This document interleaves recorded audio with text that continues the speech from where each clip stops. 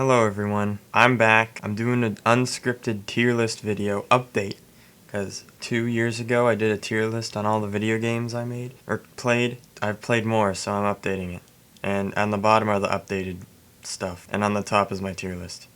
Alright, let's get into it. First, I'm going to rearrange it because I've changed my opinions on some of these games, and I'm going to make it so that they're more ranked, if you know what I mean. Let's go. Let's start with S tier first. So yeah, Pikmin 3 Deluxe is my favorite game of all time, still, so yeah, it's the best one. And then Mario Galaxy, well, at least for the ones on here. Let's just say, things changed. After that, it's kind of hard. I'd say Twilight Princess, because Twilight Princess is a really good game. I don't like Pikmin 2 as much as the original Pikmin, but just ever so slightly, because I really realized how bad Pikmin 2 is in some ways. But I still love it, and it's still one of my favorite games of all time. But wait, there's more. I am demoting Soul Silver to A tier, but at the very top, and I'm going to move White 2 up to S, because, man, White 2, it's good. It's good. A tier, I don't really know how to order this. I'd say Galaxy 2 is next, then probably Terraria, because it's just the best freaking indie game I've ever played. I really do like Mario Bros. Wii, but I'm not sure if I like it better than Mario Kart Wii, so these are kind of neck and neck. Then Captain Toad Treasure Tracker. I like it slightly better than 3D World just because of the way it presents itself, so yeah, there you go. Then is Mario Maker 2. There's so much fun to be had in Mario Maker, it's insane. Splatoon, Mario Kart 8, then Smash. There, that's the list. That's A tier. B. This one's hard because there's a lot of stuff here that is kind of interchangeable. I'd say Nintendo Land is the best B game. That's like a 7.9 out of 10. Not quite good enough to be A, but man, it's so fun. The only thing that brings it down are there are only 4 or 5 good mini games, so half of it is just not particularly interesting. Then I would actually say, hey, Pikmin stays here because a lot of people hate it because it's not a true Pikmin game, but those people have not played it with an open mind. They still come at it like it's a Chibi Robo Ziplash situation, even though it's definitely not. There is definitely more thought and effort put into this game than Chibi Robo Ziplash. This is where it gets tough, because all of these are basically the same. I would say Mario Kart DS, then Mario Party. I'd actually say this order is fine. I'd put Platinum ahead of New Super Mario Bros. Just because I don't have the same nostalgia I have with New Super Mario Bros. DS as I have with Wii. Mario Maker belongs here. Universe Sandbox. I have 200 hours in that game. Oh wait, it's more. It's 257 hours. But the thing is, I haven't played it in seriously sat down and played it for a long time in a year. So, minus points for that. C tier. Okay, here we go. I'd say Pokemon Ultra Moon is actually going to move up to B tier. Because looking back on it, there's actually a lot to it. A lot more to it than you think. Yeah, that's why I'm moving it up to B. But at the very bottom of B. I would say that I stand by this. Watch Dogs and Watch Dogs 2 is just slightly better than the original.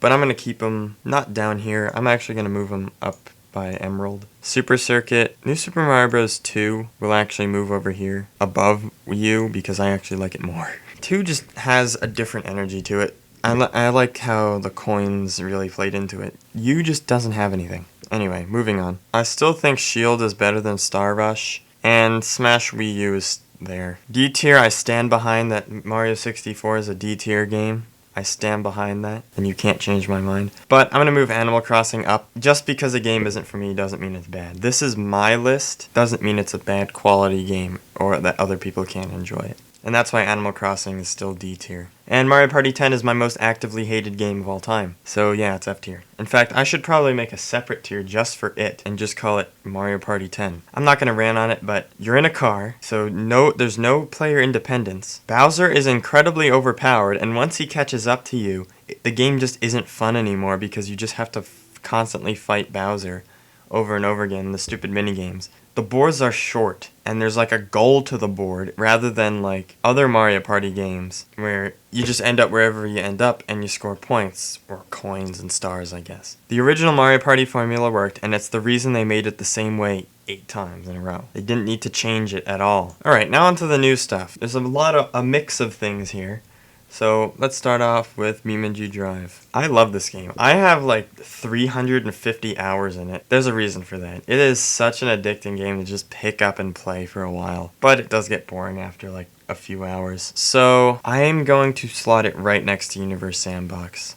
But slightly better than it because it's just that pure sandbox fun that you just can't really get with other games. Circle of the Moon. This one I have a few problems with. And the reason I have a few problems with it is because of the bosses.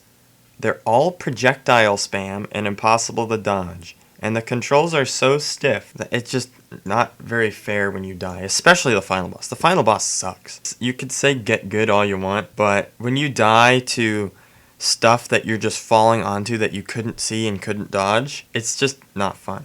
However, it made me want to start replaying Super Metroid. Oh yeah, we'll get to that too. And really kickstarted me into liking the Metroidvania style games.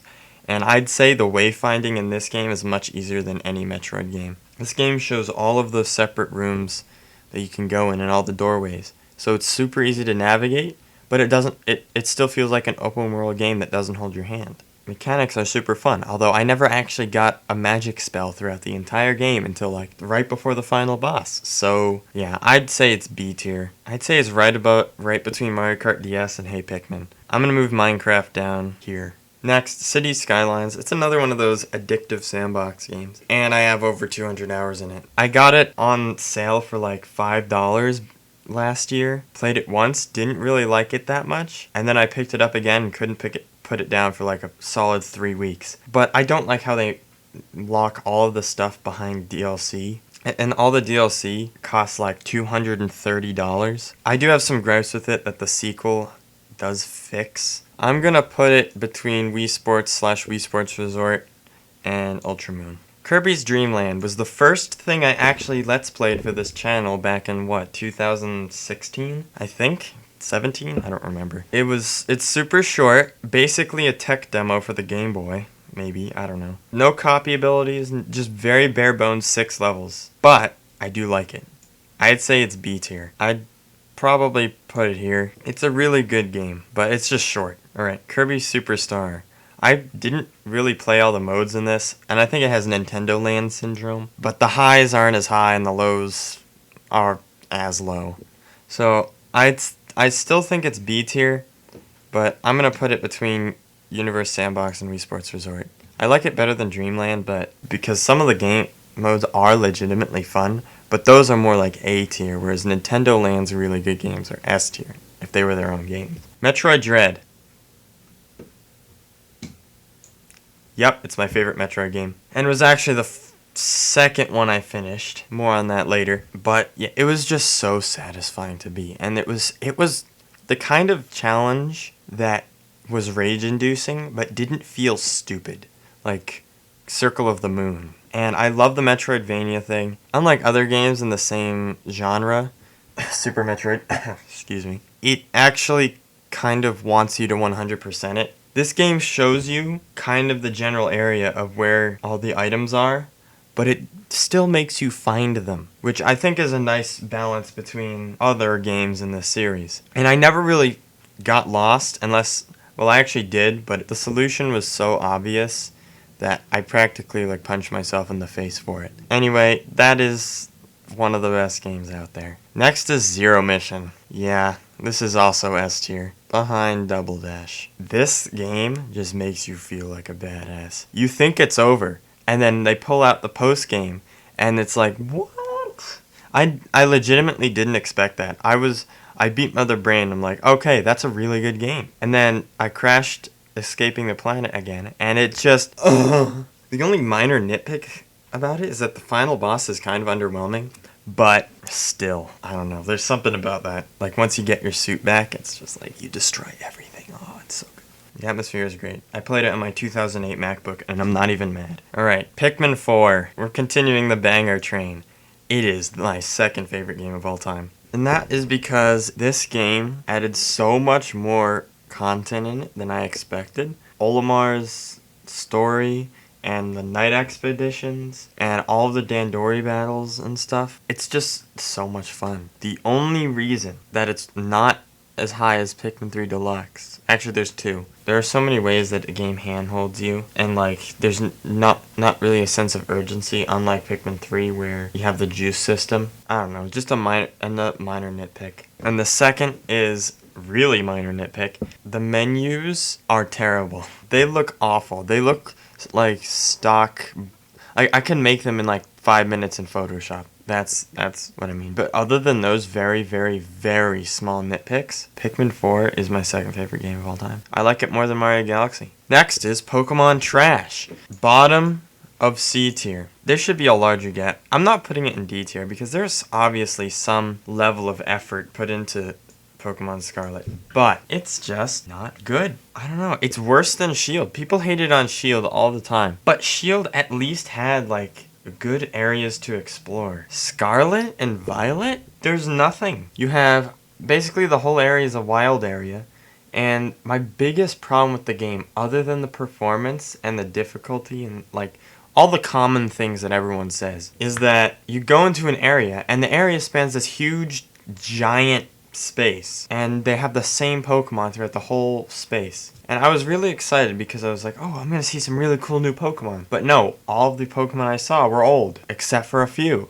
And the new designs, frankly, the only designs I like from the game are Abralava and Glamora. Those are the only two I really care about, although Celerej and Armarouge are pretty good. All the Pokemon I used were shown in the trailer, or shown off before the game was released, and that's because they were the only Pokemon that were actually good in the decks. The rest of them, Scovillain, trash. Garganical, trash. Nacli is pretty cool, but the rest of it is just ugly. A lot of the Pokemon just look like they're AI generated, and I just can't enjoy them as much. Alright, don't judge me for this one, but next is Rivals of Aether. And the reason I bought it was because of the Steam Workshop. I don't have quite as many hours on it as I do in other games. If it didn't have the workshop, this would just be any other run-of-the-mill Smash clone. But because it has the workshop, and you could play as like stupid characters, the fighting mechanics are... I like them as much as I like Smash. I'm gonna put it above Smash, actually. Just because of the community. Yep, that's enough. Skyward Sword. Okay, listen. A lot of people don't like Skyward Sword for the motion controls, and yeah, they're pretty kind of bad, and the game does slog in the middle of it, but I still had so much fun with it. I would say it's worse than Zero Mission, but better than the first Pikmin. I'll stand behind that. Next is Stardew Valley. I have a lot of fun with it. I played through it like 3 times. It's really fun, because especially with other people, because then you could steal each other's girlfriends or boyfriends. Yeah, it just reminds me of Terraria. I'm gonna put it at the bottom of A tier. Oh yeah, the art style is great too. Super Mario Advance 4, Super Mario Bros. 3. The definitive way to play Super Mario Bros. 3, even though it has like 20,000 letters in it. I got this game on Virtual Console for the Wii U, and it was worth it. All of the levels, Super Mario Bros. 3 is a hard game, and I was playing on the Wii U gamepad, which probably didn't help. I liked it, and especially the e-reader levels. They were so good. I'm still gonna put it at the top of B tier though, just because there were some sections that just took forever, and I didn't really enjoy that much. Super Mario Land 2. Hell yeah, this game is good. I played the DX version, which is the color ROM hack. You should play this game if you haven't. My only criticism is that if you game over, you lose all your coins and you have to refight all the bosses, which is kind of stupid. You should just go back to like the last level or the last world you beat or something like that. It's just kind of stupid. Despite what I said, I still think it's pretty good. I'm gonna put it here. Alright, Super Mario World. I also got this on Virtual Console on the Wii U, and I only just finished it last year. Actually, this year. It's good though. I don't know.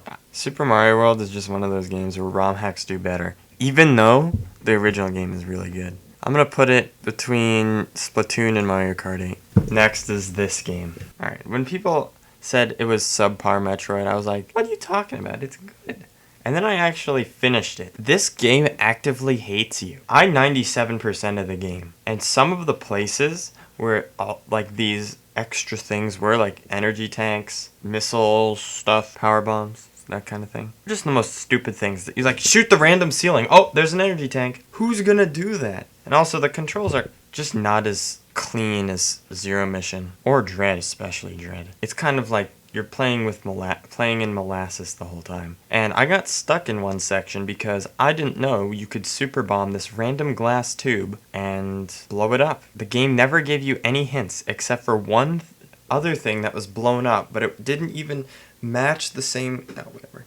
When you go into the map room and you get the map, the game lies to you because the map that the game shows you is not the full map. There are sections missing. I mean, it's like that in Dread and Zero Mission too. Some of the sections in Metroid Dread that weren't on the map were required to beat the game. I just couldn't really get behind it as much. Although when I finally beat it, I think it deserves A tier, but at the very bottom. Alright, Virtual Boy Wario Land, the best game for the Virtual Boy, hands down. I don't know why they haven't re-released this because it is so good. And it's why I'm starting to get into Wario Land. It's such a unique platformer, and all the power-ups you get transform the game. I'm gonna put it in A tier, probably here. Oh, whoops, that's Wind Waker. Here. The levels do get kind of long, and there are only 14 of them, and the final boss is kind of underwhelming. And I also played this on my 2008 MacBook, and I probably would have enjoyed it more if I had the stereoscopic 3D, so I can actually see what's happening. But anyway, it's still a really good game, despite the hardware it's on. Alright, second to last, Wind Waker. I think it's on the same level as Skyward Sword, but I like it more than Skyward Sword. And the reason I like it more than Skyward Sword is well, I don't know, it's a bunch of things. The music in Skyward Sword is not as good as Wind Waker. Going on the Great Sea, I never got the fast sail throughout the entire playthrough because I didn't know where it was until halfway through, and I was just playing the game too fast for the auction thing to roll over. So yeah, I never actually got the speedy sail throughout the entire game, and I didn't mind. It wasn't that boring just sailing on the open sea because, I don't know, there's just this element of exploration the whole time. And also, the dungeons are probably the best in the series. Even better than Twilight Princess. Yeah, so it definitely 100% deserves S tier right there. And I played the HD version, so the Triforce quest was shorter. And I had all the quality of life features that they added. Last but not least, Breath of the Wild. This might surprise you or not. It's my least favorite 3D Zelda game. It's not the fact that it's open world that I don't like, because I loved exploring it. I loved Wind Waker for the same reason. It was just a joy to explore. It only has 5 bosses, and they're all the same thing. They're just boring. The Blight Ganons, whatever they're called, they're not fun to fight. The electric one especially, although I don't know, my favorite dungeon was definitely the electric one. But even then, substituting a few big dungeons, because there are only 4 dungeons in the game, and they're all the same. They all feel the same. For 120 mini dungeons, the shrines were just kind of boring. There's no theming, although the desert ones did have more electricity going on. I'm still putting it in S tier, because it's one of those games where I wish I had more. And luckily, with Tears of the Kingdom out, which I haven't finished, I only really started it and got 20 minutes in. Hopefully Tears of the Kingdom is better, and so I've heard it is. It's at the very bottom of S tier. And that's it. Those are all the games I've played that I remember. Like, played all the way through. Or, in this case of sandbox games, played for a reasonable amount of time. Yeah, that's it. I don't know what to say. Roast me in the comments, I don't care. Whatever, goodbye.